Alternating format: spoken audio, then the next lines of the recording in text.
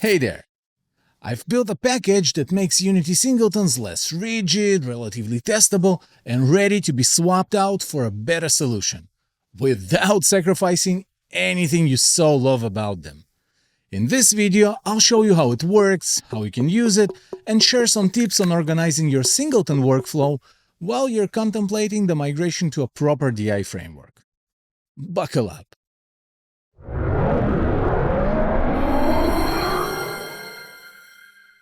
Back in 2013, there was a game called Tomago Egg, where all you had to do was tap on the egg 1 million times.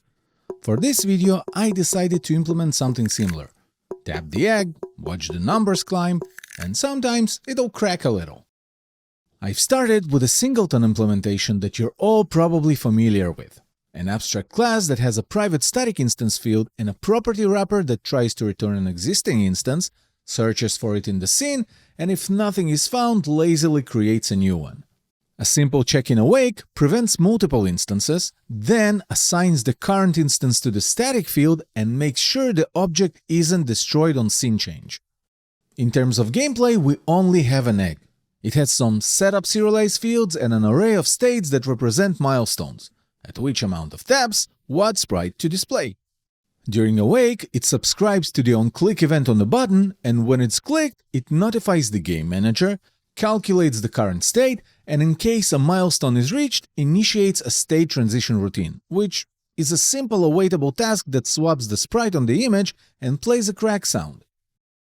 Speaking of managers, and you know how I love those, especially the game manager, it holds the amount of egg taps, which is initialized during the start method from a data store manager that manages the persistence, and then updates the UI with the relevant data.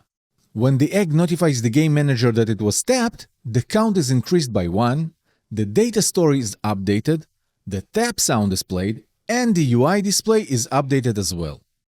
UI Manager is fairly simple. It only holds a TextMesh Pro text and exposes a method that updates the text value with any number while applying formatting to the resulting string.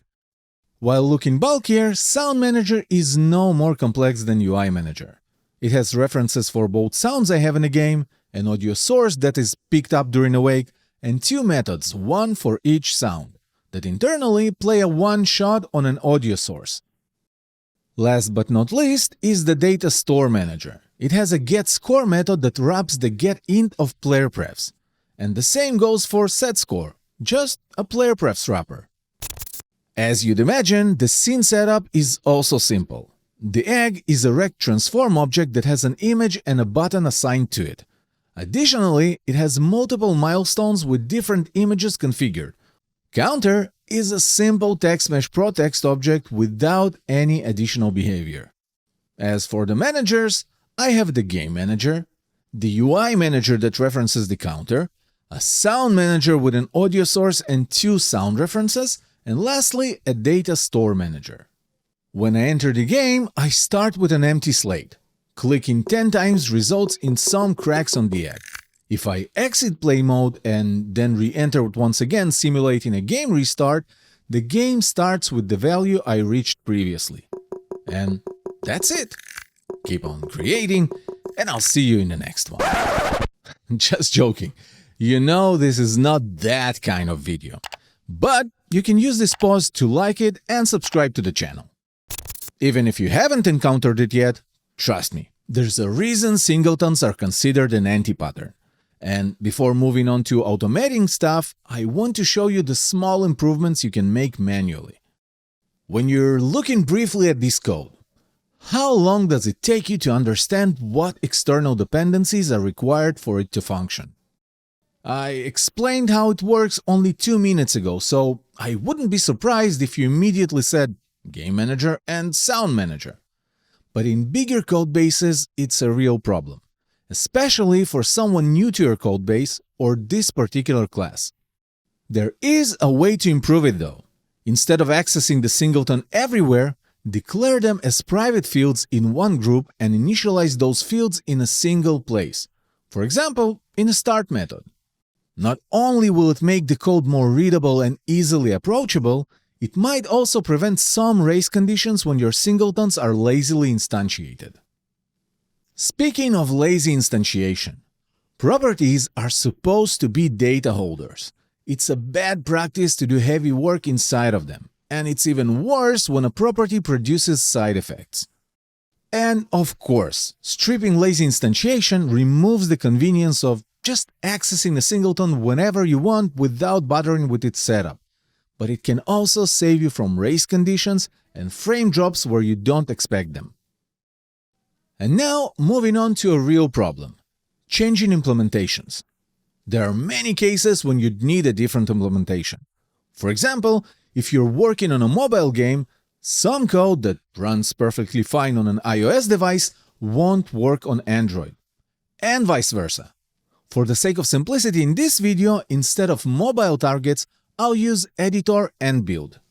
My data store manager is using the player prefs class, but I want to use RAM while it's running in the editor. So I start by implementing another singleton. But how on earth do I make everyone who uses the data store manager use the new implementation? Here's an approach that I've seen multiple times in the past in real code bases. Both classes are named the same, and conditional compilation is used. If it's not an editor, use this class. Otherwise, use the new one. I hate this solution, because this is exactly how errors slip into your build. You work with Android build target selected, rename a class with a shortcut, and then the iOS build breaks. And of course you can use a simple if-else branch inside a single class. But the moment you need to add more conditions, let's say an Xbox, PlayStation, it'll just bloat your class, making it harder to read and maintain. Thankfully, object-oriented programming already has a solution for this. It's called interfaces.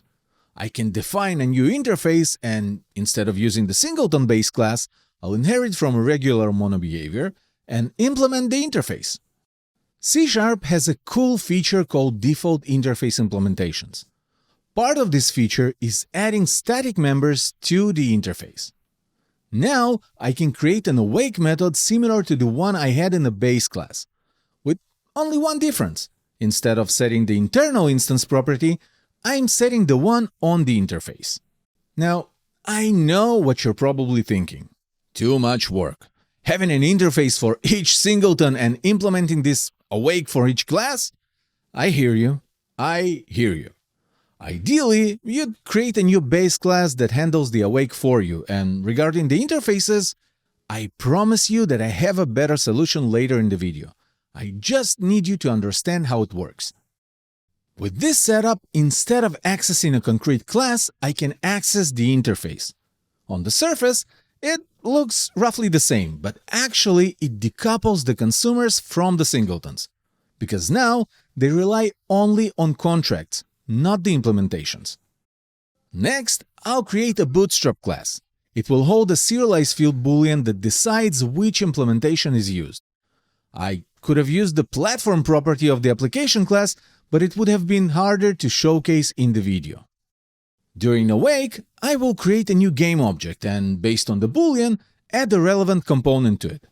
Everyone will still access the iData Store Manager regardless of what's happening here. Just to prove you that it works, I'll delete the Data Store Manager object and instead create the bootstrap. And I'll start with temporary data, simulating editor workflow. Since it's temporary storage, entering play mode results in 0 taps on the counter. But the game logic still works. If I look at the Don't Destroy and Load scene here, the Data Store Manager object is currently equipped with the temp Data Store Manager component. I'll exit play mode and uncheck the checkbox to simulate a build this time. After running the game again, you can see that it restored my initial data with 30 taps on it, and the Data Store Manager object now has a different singleton implementation. So far, I've done a lot of manual labor. Now it's time to get rid of the boilerplate code with the source generators package I've created. You can install the package via the OpenUPM CLI tool or by referencing the Git URL directly. It's open source, you're welcome to explore it, fork it, or create PRs. And if you want to learn a little bit more about source generators, I have a video on metaprogramming. The link is in the description. First thing I want to do is remove this annoying awake method. It'll be generated automatically. In order to turn this class into a singleton, I need to add a singleton attribute and pass in the interface I want to use. Notice the error underline. I actually have two errors here. One tells me that in order for source generators to extend this class, it must mark it as partial. The second error tells me that the interface must be made partial as well. So let's do that. First, the class. And now I can move on to the interface. The static instance field is going to be auto-generated, so I'll remove it from here. The moment I mark the interface partial, source generators emitted code that extends it. This code sits outside of your project, but it's actually injected into the assembly. Take a look. The iData Store Manager now inherits from the iSingleton interface, which is not auto-generated, it's part of the package. The iSingleton interface has the static instance field we just deleted from the iData Store Manager. And now let's take a look at what was generated for the Singleton class. The auto-generated partial class has an awake method similar to the one we've deleted. But since the awake method is now used here, if you need awake functionality, you have to use the new onAwake method, which will be triggered immediately after the singleton logic finishes running. Additionally, a static factory method was created that can create a new game object, add a relevant component to it, and return the result. Now, let's give the temp data store manager the same treatment. Singleton attribute, removing the awake method, and marking the class as partial. For the finishing touches, I'll edit the bootstrap class. I no longer need the game object creation line here, and I'll swap the add component lines with the auto-generated static factory methods. Notice that the generated code is available immediately. No need to recompile anything. You might say, wait a second, but I still have to maintain interfaces. I hate that. No, you don't. Let me show you. I'll start by removing the old base class and fixing all of those errors that the removal caused. First, the sound manager. It will inherit from a regular MonoBehaviour and it'll need a singleton attribute. But this time, I won't provide an interface. I still need to make the class partial, and since there is nothing to override now, I need to change this awake method into a partial onAwake method. Let's take a look at what was generated. It's mostly identical to the data store manager. It has the awake with singleton logic and a partial onAwake method. But it also implements the iSound Manager interface, an interface that was also auto-generated. By default, it takes all public, non-static properties and methods and places them into the interface. But there are attributes that allow you to take control over what goes in. You can find more about it in the repository documentation. This means I can use this auto-generated interface the same way I'd use a manually written one. And if the time comes and I need to use a custom one, I can just swap them with one line of code. I'll go ahead and fix the rest of the singletons the same way. Notice that all singletons are now using interface access instead of concrete classes. This is what decoupling singletons looks like. And here's my last trick for today. Remember my advice to place all of your dependencies in one place? I've built a generator for this as well. What I can do now is declare all of the dependencies as instance fields in one place, and then I can add the dependency attribute to each one of them.